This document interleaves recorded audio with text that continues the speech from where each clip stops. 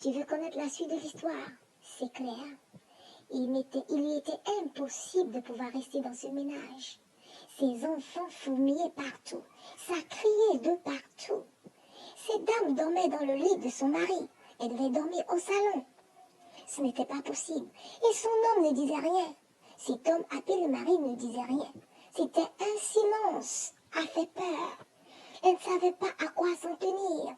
Elle ne pouvait même plus manger. Parce qu'elle ne savait pas si on pouvait l'empoisonner.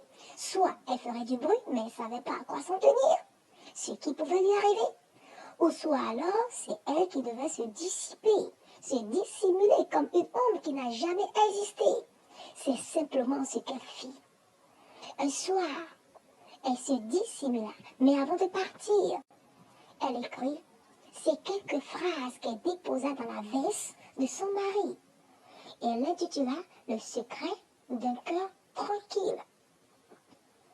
Avant de continuer, elle dit j'ai fait mes erreurs, mais j'ai appris une bonne leçon. Ne fais pas ton choix en jugeant avec tes yeux.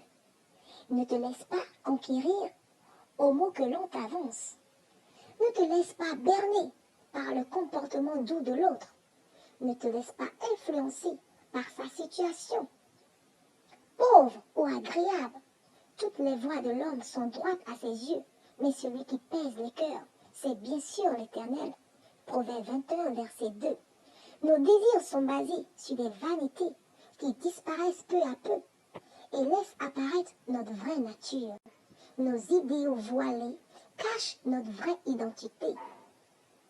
Prenons du temps pour observer. Prenons du recul devant les situations. Rentrons dans le silence de notre cœur et attendons la réponse de l'Éternel. Quand l'Éternel approuve les voies de l'homme, il dispose favorablement à son égard. Proverbe 16, verset 7.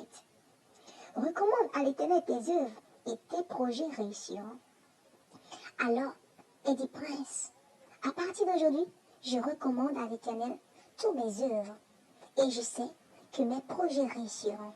Avec lui, il y a de l'espoir. Il y a de l'espoir. Et la fin est à écrire. Et Jésus-Christ écrira la fin de cette histoire. Adios.